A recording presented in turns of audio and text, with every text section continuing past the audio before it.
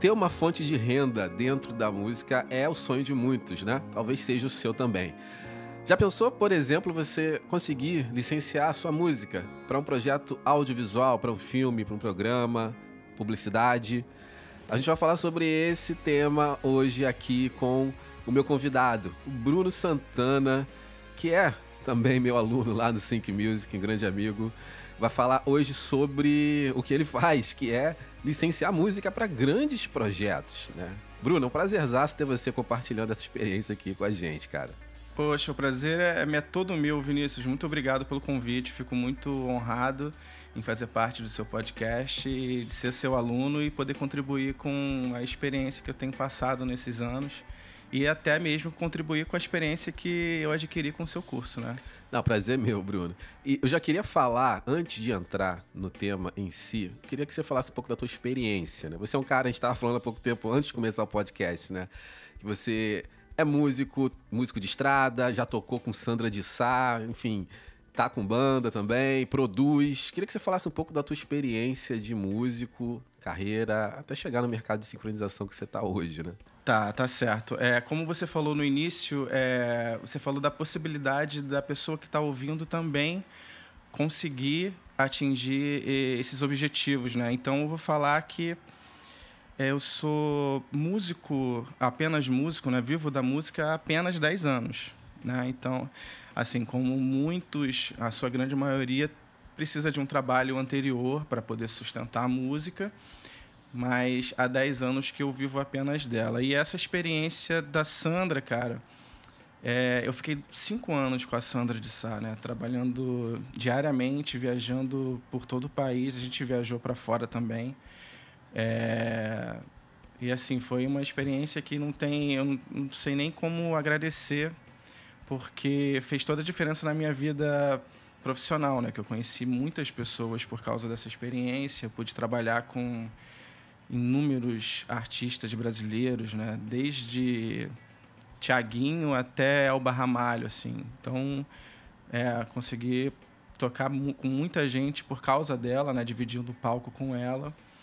E sem contar que ela é uma pessoa sensacional, né, cara? É uma pessoa pra cima, uma pessoa que aposta em você, que no palco não tem aquela coisa de ego, né? Ela quer o teu solo de guitarra, ela ajoelha na sua frente e vambora. O palco é de todo mundo. Eu tive com a Sandra, cara, em 2013, num evento que eu acabei fazendo um workshop em Brasília, e ela participou também de um painel e fez o show no final, né?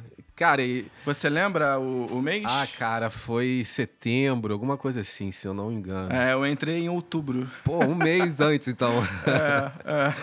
E ela, cara, e exatamente, eu confirmo as tuas palavras, porque ela é isso aí. Ela, com o público, é um amor de pessoa, gente finíssima, e valoriza pra caramba os músicos, assim, né? Então, percebi isso também no show dela. Ela é sensacional, assim. Eu não vou nem falar muito mais, porque ela vai achar que eu tô puxando o saco dela. Mas, cara, ela é gente da gente. E ela aposta mesmo, ela compra briga. E é isso. E hoje você, né, a gente vai entrar já no tema principal, mas você continua fazendo música ao vivo, você continua gravando também? Como é que você lida hoje? Sim. A questão da composição de trilhas, ela começou até porque eu compunha para minha banda. Eu tive um trio que não durou muito tempo, porque quando a gente trabalha apenas com música, a gente precisa trabalhar muito, com muitas coisas em paralelo para poder sustentar, né? Para a gente poder ter uma vida digna. Uhum. E a gente conseguiu botar até uma música na cidade, na Vez do Brasil, um programa Sim. que eu nem sei se ainda tem, né? Mas a gente conseguiu botar uma música nesse programa. Mas a banda acabou e tal, e cada um foi para um lado, e hoje eu tenho uma banda de pop retrô, acho que eu posso dizer assim, pop retrô. Não sei se você já ouviu falar, chama Blood Mary. Sim, sim, sim. Já ouviu falar? Sim. E aí a gente está na produção de um EP, deve sair lá para outubro, mais ou menos. E a gente está tocando bastante. Tem viajado, tem tido uns shows pelo Brasil, mas é muito show assim no Rio. Bacana, Bruno. E você, como a gente falou lá no início, você hoje Você tem uma fonte de receita em cima do mercado de licenciamento. Você licencia música, ou seja, você vende o uso da tua música para projetos, né? De vídeo, TV, filmes. Queria que você falasse um pouco dos projetos que você já licenciou, para a galera que está ouvindo a gente saber, ter uma ideia das marcas que se uniram, né, a você dentro desse tempo. Eu comecei a estudar, a produzir esse tipo de música no final de 2017. E no finalzinho, assim, em dezembro, mais ou menos, eu botei as músicas numa empresa chamada Mood Media Overhead, que é uma empresa que tem a base no Canadá, mas ela tem uma representação em 147 países. É uma empresa de mídia e eles botam música no elevador, no shopping, no supermercado, em vários lugares. Então, esse foi o meu primeiro sync, né? Assim por dizer. Eu tenho 3 músicas na Discovery ID. Foi ano passado que elas entraram. E o mais recente foi o Teleton de San Antonio, Estados Unidos. Eu até vi, você chegou a me mostrar o vídeo, né? Foi bem bacana. Consegui achar o vídeo, né?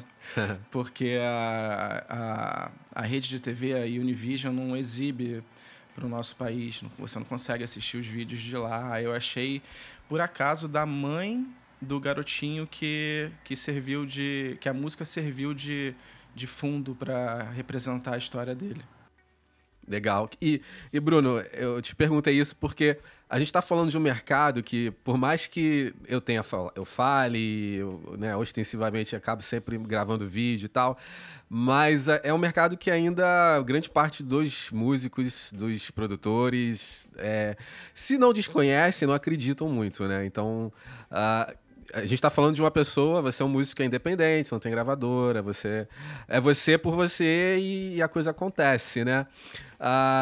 E aí entra aquela seguinte situação, né? Qual é a visão que você tem desse mercado a princípio, né? Porque é um mercado que possui suas dificuldades como qualquer outro, mas naturalmente você acaba enxergando oportunidades também. Como é que você enxerga o momento desse mercado de licenciamento pro compositor, pro músico independente hoje?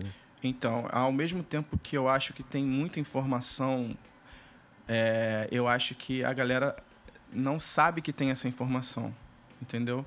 Acha que, como a gente tinha falado, que tem carta marcada, que o acesso é só para pessoas conhecidas, pessoas já famosas. Ou então um produtor de disco vai pegar a produção, sei lá, do filme ou daquela série, mas não é bem assim, né? Hoje, eu acredito, eu vejo que está muito mais acessível, porque tem muita informação na internet, tem muitos cursos, tem o Sync Music, tem curso de produção, tem curso de mixagem, curso de masterização, tem várias ofertas de trabalho, de licenciamento, como a Song Trader, que você pode botar a tua música lá e as agências fazem um briefing, você manda a música, ou então elas mesmas vão atrás da sua música e você consegue licenciar. Tem um site chamado Taxi.com, né? Que basicamente é um site mediador que recebe os pedidos de música e aí você envia. É um site pago, né? Pago anualmente. E aí você envia a música e a agência aceita ou não. Se estiver de acordo com o que eles pediram, a agência aceita ou não. Então, assim, tem muita coisa que é possível fazer sendo músico independente. Basta querer fazer, né? Basta acreditar e procurar as ofertas de trabalho. E quando a gente fala desse mercado especificamente, a gente tem algumas particularidades que tem muito músico que, naturalmente, por não conhecer, acaba também não sabendo, né? Que não, eu preciso ter uma editora, eu preciso E na verdade é até o contrário, né? Tipo, eu tenho uma editora e a minha editora vai facilitar a minha sincronização. Acho que quanto mais alone, quanto mais sozinho for o músico para esse mercado, é melhor no caso, né? Porque o fato de você ter uma editora falando de trabalhos internacionais assim nem é legal, porque as agências entram como editoras. Exato. Então, isso é até uma coisa que a gente conversou por fora, antes até de rolar esse convite para fazer o podcast. Porque, assim, eu envio uma música para uma agência, e aí eu boto a música, boto um nome lá, sei lá, Rap. A agência, ela naturalmente vai pegar essa minha música, ela vai fazer toda o cadastro, o metadata dela, daquela música, com uma música, com um nome com um título que ela acredita ser mais apropriado para aquela música. Ela vai registrar novamente, se eu não tiver já registrado, né? Se eu já tiver registrado, aquela música na PR hole deles e vão atribuir um novo ISRC. Então, assim, como eles entram como editora, você não precisa ter a editora. Não é nem legal você ter a editora, porque você vai ter um retrabalho. Porque uma editora, basicamente, o que ela faz é administrar a obra de um compositor, né? E uma agência de sincronização, como você falou, como você bem disse, ela é uma editora também, né? E ela vai precisar mudar, né? Nome, enfim. Na verdade, é retrabalho mesmo, porque depois que eu aprendi isso, antes de eu aprender, eu enviava as músicas com um nome. E aí eles mudavam o nome. Muda tudo. Então, né? o que eu tinha que fazer? Eu tinha que ir lá na minha associação, entrar no meu cadastro do fonograma, da obra, agora no cadastro da obra, e botar como título alternativo o nome que eles atribuíram. Então, eu fazia o cadastro 2 vezes, praticamente. Porque você não sabia qual a nomenclatura final do projeto, né? Exatamente. Então, e isso é trabalho realmente de alguém que administra o teu fonograma, que é a editora. E, no caso, a editora ela acaba sendo a plataforma, acaba sendo o parceiro que vai sincronizar, né? E naturalmente a editora ela sabe o título mais apropriado, né? Sim, porque rap pode ser muita coisa, né? Sim. Não, e aproveitando, inclusive, essa deixa, vamos falar agora, já entrar na parte de produção. Quando você produz, Bruno, a produção que sai de você, ela já sai focada no projeto, você já tem a demanda e você produz focado, orientado ao projeto que está ali, né, você recebeu, ou não? Ou você produz independente da direção e dentro daquilo, do repertório que você construiu, aquilo que você entende que pode ser melhor para projeto A, para projeto B, você envia. Como é que você pensa e executa a produção focada no licenciamento musical, na sincronização, só pra gente ter uma ideia? Eu tenho demandas diferentes, assim, e é até legal você falar sobre isso. Eu tenho uma questão que eu preciso criar um álbum de músicas que vão servir de fundo para séries investigativas, né? Tipo a Discovery ID. Então eu tenho que criar um álbum. Isso foi até eu enviei um e-mail para uma agência e aí eles gostaram muito desse gênero que eu faço e me pediram um álbum. Essa agência é a Pink Shark Music, é até do cantor do One Republic. E que, por sinal, ele começou nessa vida fazendo trilha sonora, né? E faz até hoje. E então, essa demanda eu preciso criar um álbum. Eu estou em fase de produção, um álbum para enviar para eles só de suspense. Essa é uma demanda. Só que eu tenho uma demanda diária. Às 10 horas da manhã chega no meu e-mail um e-mail com pedidos de músicas que vão desde música erudita até tropical music, tropical house music. Então eu vejo dentro daquilo ali o que eu tô mais capacitado para fazer e eu pego e faço. Se não houver nada que eu consiga fazer, eu vou pro álbum eu tenho 2 álbuns para fazer. Eu vou pro álbum de suspense ou para um outro álbum que eu tô fazendo agora, que é de dramedy, que é uma mistura de drama com comédia. Basicamente é música de fundo para reality show de cozinha, essas coisas de cozinheiro, né? Então, essas são as minhas demandas. Eu chego, olho o meu e-mail, acordo, né, bem cedo, olho o meu e-mail. Se tiver alguma coisa e eu conseguir fazer, né, se eu consigo escrever para esse gênero, eu vou e tento compor, né? Se não tiver nada, eu vou pro álbum que eu preciso criar. Preciso fazer 10 músicas para enviar para eles. Agora, na tua cabeça, Bruno, é mais vantajoso se especializar num gênero, num estilo, numa necessidade, ou não? Ou é melhor ser eclético, abraçar o máximo de projetos possível? Eu digo porque, pelo que a gente está vendo aí, você está começando, né, a funilar aí as tuas produções para esse nicho, né, focado em suspense, terror, enfim. Você recomenda isso também? Escolher um nicho, um segmento, uma necessidade, ou não? Ou, de repente, a minha impressão está errada, é melhor estar aberto a tudo, trabalhar com tudo? Como é que você pensa nesse sentido? Assim, eu já tentei fazer várias coisas e eu já vi que não dá certo. Porque não tem como você ser bom em tudo. Então, eu foquei... entraram essas músicas da Discovery AD e foi um briefing que foi passado, foi uma oportunidade que realmente pintou e eu escrevi para aquilo e entrou. Então, eu pensei assim, cara, eu preciso sentar e ouvir mais desse tipo de música, ver mais, isso é muito importante até, ver TV, né? Ver, como eu escrevo para Discovery ID, é muito importante que eu veja as séries de investigação da Discovery para poder escrever coisas em cima daquilo ali, que tenham a ver. Então, assim, eu indico priorizar gêneros que você acha que tem mais capacidade de fazer, e aí depois que você já está dominando esse gênero, você parte para outro. Não, e foi importantíssimo você falar isso, Bruno, porque... mais importante até do que saber produzir, do que saber compor, é saber ouvir, né, cara? Ter os ouvidos certos Sim. desse mercado, né? Porque se você vai produzir, se você vai acompanhar, né, a necessidade de um determinado mercado, você precisa conhecer a matéria-prima desse mercado, e a matéria-prima está na TV, está dentro do audiovisual em si, né? Muito, cara, porque eu acho que uma das maiores dificuldades para nós que somos músicos e que ainda não viramos produtores de trilha musical, é que a gente, às vezes, faz a música pra gente, praticamente, né? Vamos dizer assim.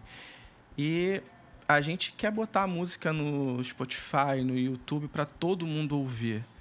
Só que nesse tipo de criação para TV, você faz a música para ela servir de clima para aquela situação, para uma situação, né? Para uma cena.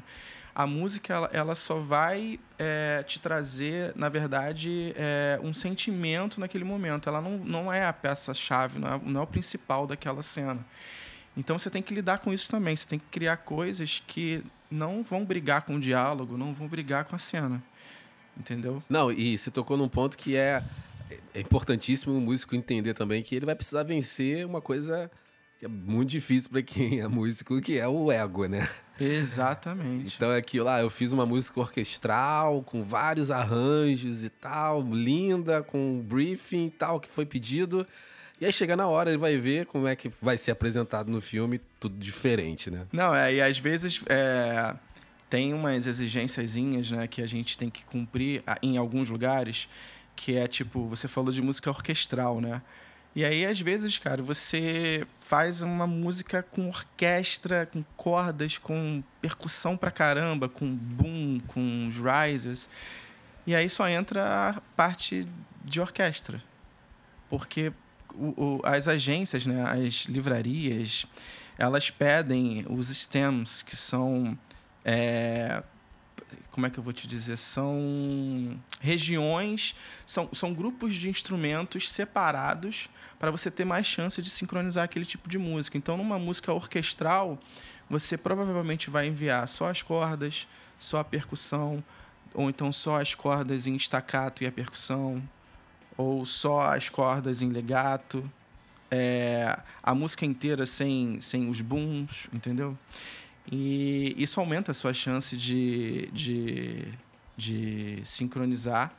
Mas o cara que não está preparado para ouvir a tua música daquele jeito vai acabar ficando chateado, né? Porque não foi aquilo que ele fez. Tá só um pedaço da orquestração que ele fez ali, em 5 segundos. Não, E, Bruno, a gente falou aqui dessa preparação até psicológica, né? Que vai ser necessário o compositor, o produtor, o artista ter.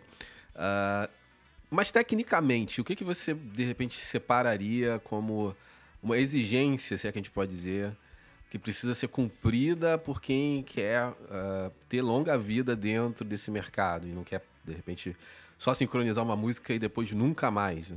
O que você destacaria? Não sei se isso entra muito na questão técnica, mas uma coisa que até aconteceu comigo e é até legal falar sobre isso, que é você nunca perder o prazo. Porque, assim, em alguns lugares você tem o briefing e manda lá, quero uma música que seja de suspense, vou usar o meu caso, né? Seja de suspense e que não tenha cordas, que seja com muita guitarra, mas guitarra espaçada e que não seja solo, né? E aí o prazo é depois de amanhã. Ou esse mesmo briefing, mas eles não te dão prazo. Então você pode enviar.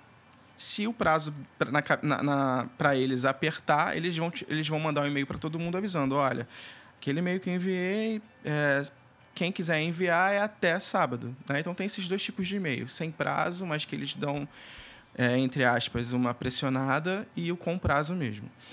Então, por que nunca perder o prazo? A questão do Teleton, a música só entrou porque eu perdi o prazo. É muito engraçado que louco. isso, né? E foi assim, chegou o e-mail para mim de uma das agências pedindo uma música que fosse uma música pop, upbeat, né, para cima, e que passasse uma felicidade, né? E aí era para entrar numa dessas séries de construção, que o cara compra a casa, demole, constrói, vende. Só que eu não sei o nome da série, né? E aí, Vinícius, eu fiz a música em 40 minutos. Fiz a primeira... Aqui entrou, fiz em 40 minutos. Foi a primeira música. Eu fiz em 40 minutos e pintou um show no dia seguinte. E aí, na madrugada, eu recebi um e-mail dizendo que o prazo tinha sido alterado e tinha que enviar a música, né? Primeiro que ela tinha que ser aprovada, eu mandei, ela foi aprovada, mudou o prazo e tinha que enviar a música toda separada, os stems, né, como eu tinha te falado, já masterizado, até às 8 da manhã dos Estados Unidos, 10 da manhã daqui. E aí o que eu fiz? Eu viajei para fazer o show e levei as minhas coisas, né, placa, computador, e no hotel eu dei uma remixada, masterizei e enviei. O que aconteceu? Nem todos os hotéis têm a internet boa. E aí eu fiz o show, voltei para casa e 10 da manhã não tinha nenhuma acusação de que eles tinham recebido o meu e-mail com a música, né? Com as partes da música. Cara, eu fui ver na caixa de saída. Ela estava saindo ainda do meu e-mail. Ela não tinha sido enviada. Eita. Ela ficou na caixa de saída. Aí eu mandei, 10:01. Aí ele acusou lá o recebimento, me mandou o contrato lá para assinar, dizendo que agora, a partir daquele momento eles eram editores dessa música. E aí eu mandei um e-mail em resposta perguntando qual que seria o programa, né? Nem sempre eles falam. Aí a resposta que eu tive foi a seguinte: olha, como você não mandou no prazo, essa música não vai poder entrar para o programa. Ela foi aprovada para o programa, mas ela não vai entrar porque você mandou fora do prazo. Que loucura, cara. Quer dizer, já deu para perceber que disciplina é essencial para você estar nesse mercado, né? E eu acho que essa tua resposta dá gancho para uma pergunta, né, que eu vou te fazer agora, Bruno. Se você pudesse dar algumas dicas para quem quer entrar nesse mercado, dicas essencialmente focadas na produção. O cara quer se especializar em produzir para o mercado de licenciamento, de sincronização. Que dicas você daria? Dicas, obviamente, que você já está praticando, né? Bom, primeiro você ter uma rotina, né? Porque você só vai conseguir absorver um determinado gênero, seja ele qual for, se você tiver a rotina, se você tiver a rotina de sentar para criar e se você tiver a rotina de sentar para ver TV. Mas ver TV prestando atenção no fundo, não precisa prestar atenção no que está acontecendo, mas sabendo o que está acontecendo, né? Que é uma cena de correria ou é um encontro romântico. Nunca perder o prazo, como eu já tinha falado. E assim, nesse tipo de música, a gente vai perceber que a música ela se repete muito, né? Às vezes você pega uma determinada cena, vou falar mais de TV porque é o meu caso, eu ainda não tive nenhum contato com filme. Mas se você pega uma cena de uma série, você vai ver que a música ela fica se repetindo. Só que ela se repetir não quer dizer que você tenha que fazer uma música que se repita, que todos os instrumentos apareçam da mesma forma a cada 4 compassos, entendeu? 4 tempos, desculpa. Então, assim, uma coisa que deve se evitar é de fazer música que soe muito repetitiva ou chata. A cada 4 tempinhos, assim, procurar botar um elemento diferente para você poder ter uma coisinha diferente, para o cara poder cortar, tipo, ter um silêncio entre uma sessão e outra, entre o A e o B, para o editor poder cortar ali a música direitinho, poder aproveitar cada espaço, cada parte da música. Uma outra coisa importantíssima também que tem em produção de álbum e que em produção de música para TV não tem é fade out. Se tu envia uma música com fade out e a música se a música é sensacional, ela não vai entrar mesmo assim porque ela tá com fade out. Não me pergunte por quê, mas não sei, porque é o fim da música, né? Porque na verdade o fade out eu até interpreto da seguinte maneira: quem pode dar o fade out é o music supervisor, entendeu? É o supervisor musical. Tipo, é a chave que fecha a porta, né, da produção. Exatamente. E quem dá ele, né? Depois você dá uma olhada lá no vídeo do Teleton, tem uma parte, se quiser até te mando a original da música. Tem uma parte que o editor corta, né? Porque a música é menor, eu acho que são 55 segundos de música. E aí ele corta e volta para a última sessão até chegar no final. E é muito nítido. Não sei se é porque eu conheço a música, mas assim, fica muito nítido que aquilo ali não é parte da música. Uhum. Entendeu? Então, de repente, até seja por causa disso, né? O lance do fade out, se tivesse o fade out, ele não poderia fazer isso. Transição também entre uma sessão e outra. É muito legal você ter uns 2 tempinhos ali de silêncio, de repente botar um pratinho, um riser assim para poder identificar uma sessão, criar o contraste, né, de uma sessão para outra. Porque aí não necessariamente o editor precise cortar, ele pode aproveitar aquela parte toda com a transição, né, de diferentes sessões. Em música para TV, e aí é música de fundo, né? Não estou falando música de abertura. Evitar a modulação. Eu já percebi que muitos projetos que chegam, eles pedem para não modular, manter no mesmo tom a música. E uma coisa mais técnica assim é que alguns lugares pedem a música em 16:48, né? 16 bits por 48K. E tem uns outros que pedem 24:48, né? Porque 48 a resolução para vídeo é melhor. Bacana. E eu vi um cara que provavelmente quem tá, de repente, estudando produção a fundo já deve ter ouvido falar, que se chama Hans Zimmer. Uhum. Talvez surreal, né? Talvez seja o maior produtor de música para audiovisual do mundo, né, hoje. Ganhou Grammy, enfim, Oscar, o caramba. E ele disse uma coisa, cara, inclusive tem até um curso dele no site aí, fazendo merchan pro cara de graça, mas merece. Masterclass.com, eu tenho. Então, ele diz o seguinte, que A melhor maneira de você criar uma música para audiovisual é você buscar contar uma história, né? Tipo, Isso.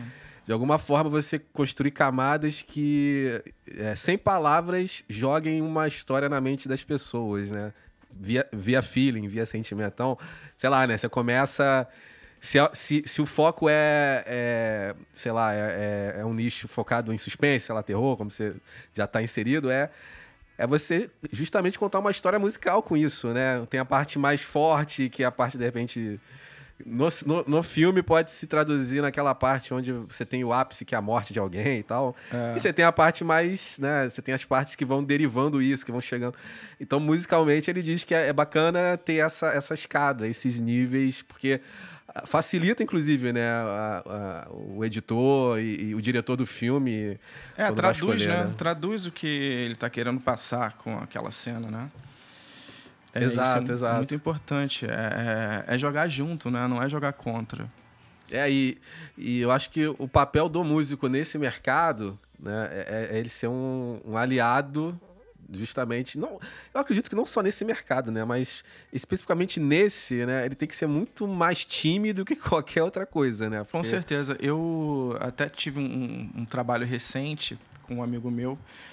E aí ele me mandou uma música que era só piano, era o piano e ele fazendo a melodia, né, com a voz. E ele falou assim, ó, faz o arranjo. Aí eu fiz o arranjo e tal, aí isso, cara, isso foi uma divisão, assim, pra mim, no meu modo de pensar, porque ele já tá dentro de emissora já, né? Ele já é produtor de emissora. E aí eu mandei a música pra ele, ele falou assim, cara, achei muito bom, gostei muito do que você fez, mas tem muita informação. Tira. Faz assim, grava tudo que você puder, dá uma descansada e vai ouvindo e tirando. Vai tirando, porque eu quero ela do jeito que tá, mais limpa. E isso, assim, fez total diferença, porque a música ela não tem que brigar com o diálogo, né? Ela não pode ser chata, não pode ser repetitiva, e ela não pode brigar com o principal, que é a imagem. Sim, total. E a partir desse trabalho que eu fiz com ele, eu mudei completamente o meu modo de compor, né? Tem vezes que eu pego uma música e faço, e ela já está pronta na minha cabeça, aí eu dou uma descansada, assim, sei lá, de umas 2 horas, de fazer outra coisa. Quando eu volto, Vinícius... é horrível, porque realmente tem muita informação. Então você tem que ter a questão do como é que eu vou explicar? Não é muito bem ego, mas você tem que ter esse bom senso também, né? De que para você fazer a coisa acontecer, não necessariamente você tem que botar tudo que você estava pensando naquela parte da música, ou na música toda, né? E o lance de jogar para a equipe que eu falei tem a ver com benefícios, inclusive, né? Porque você teve que segurar ali teu ego e tal, né? Ouvir, mas você aprendeu, né, cara? Então, esse aprendizado que você teve acabou te dando bagagem, né? Pra você depois, posteriormente, estar evoluindo, compondo melhor e por aí vai, né? Com então, certeza. Eu acho que acaba sendo benefício, né? Você perde hoje pra ganhar amanhã. É meio que por aí, né? Você tem que ceder sempre, não tem jeito. Né? Não, com certeza não, cara. E tem uma coisa também que eu acho legal de dizer, é que, assim, a gente tem que parar de fazer música pra gente, né? Nessa questão de música pra TV. E pensar sempre no para que ela vai servir, para que essa música vai servir, como você tinha falado. E aí, aqui em casa, o meu home studio é dentro de um quarto, né? Em que eu divido com a minha esposa, o escritório dela, que ela trabalha em casa também. Então, assim, eu faço praticamente tudo no fone, mixo no fone, faço tudo no fone. Só que eu gosto de ouvir nos monitores para ver como é que tá soando, até fazer uma comparação com coisas que já existem. E eu sempre boto para ela ouvir. Então, assim, botar um parente seu para ouvir é bom, mas é ruim. Por que é bom? Porque ele pode sentir o que você realmente queria passar com aquela música, né? E ruim porque, às vezes, não te dá o feedback que era para dar. vou te dar um exemplo. Fica meio confuso o que eu tô dizendo. Não, entendi. Tô entendendo perfeitamente. É porque, assim, o meu primeiro sync da Discovery, eu tinha acabado de fazer a música e botei minha esposa, sentei ela aqui na cadeira que eu tô agora. Falei, ouve aí. E aí o briefing era música de suspense focada em guitarra, né? Aí eu botei ela pra ouvir, ela, olha, tô morrendo de medo aqui, tô assustado e tal, mas não gostei daquela guitarra. É uma guitarra que eu dou um bend, mas que fica bem lá no fundinho, né? Não gostei dessa guitarra porque tá muito aguda. Não manda assim, não. Aí eu, tá bom. Aí mutei a guitarra, aí agora ouve. Assim tá melhor. O que você acha que eu fiz? Eu desmutei a guitarra e mandei. Porque assim, o bend, ele fazia transição, né, de uma sessão para outra. E ele era essencial nessa música porque ele só aparecia naquela vez. Ele era o efeito surpresa daquela música. Então, dessa vez, eu tive que ignorar esse toque que me deram e mandei assim mesmo. E foi exatamente a música que entrou pela primeira vez.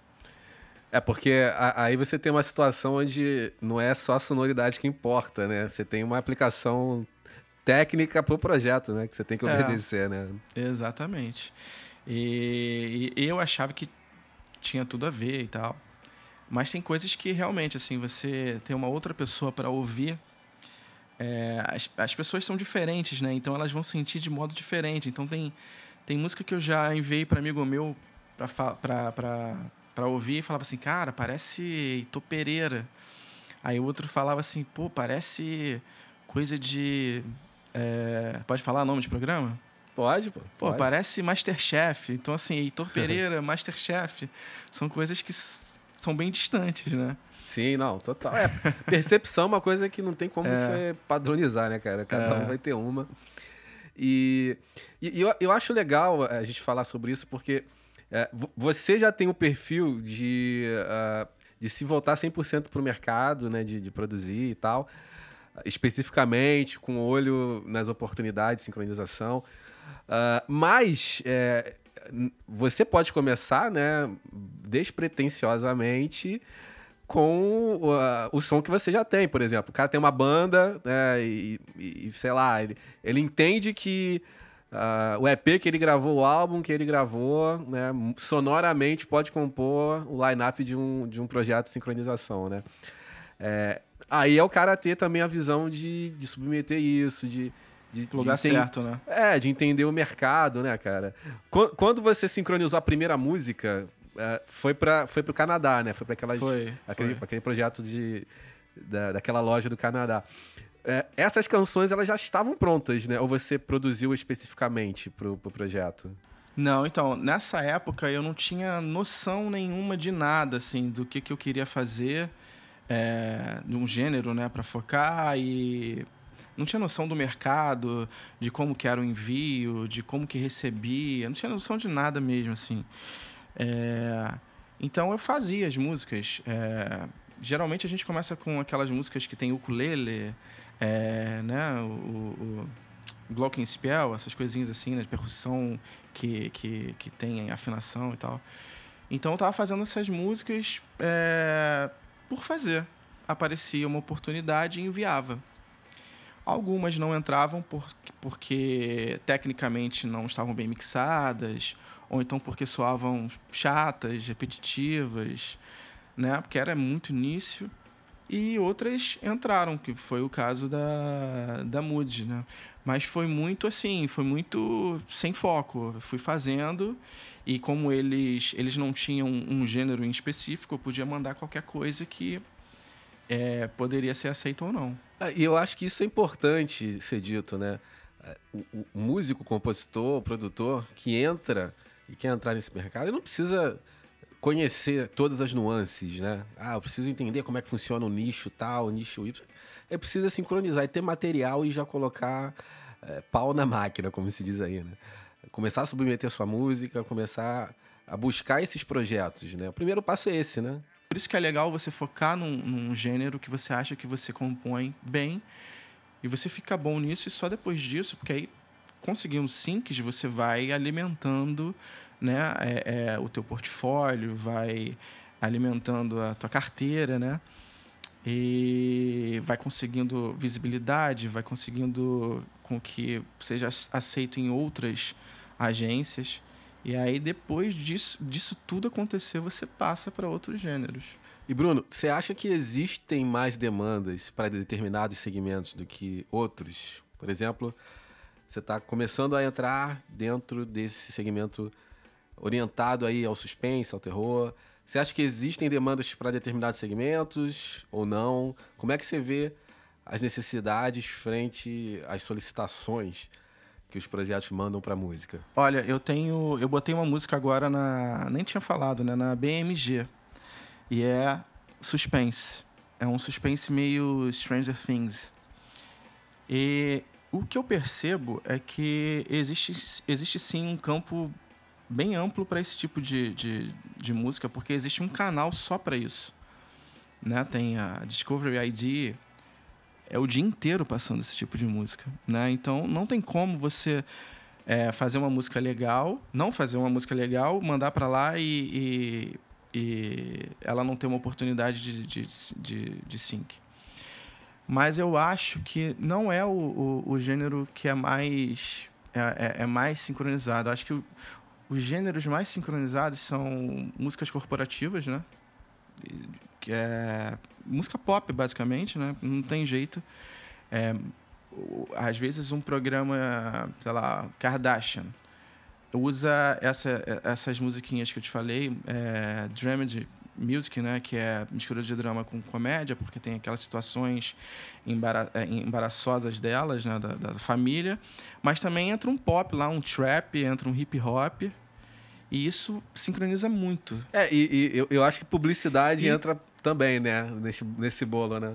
Muito, muito. E uma coisa que eu também estou percebendo, e daqui a um tempo eu vou começar, eu já meio que faço, mas não sinto que está na hora, porque não soa bem ainda para mim, que são essas canções mais orquestrais, mais para eventos tipo futebol americano, basquete, sabe? Uma coisa mais épica, assim, né? Tipo... Isso, cara, eu sigo uns compositores de fora, eles fazem muito isso e sincronizam muito, assim. Agora eu não vou saber te dizer quem é o compositor, ele nem é conhecido, assim, mas ele fez uma música só. A música sincronizou 257 vezes. A mesma música.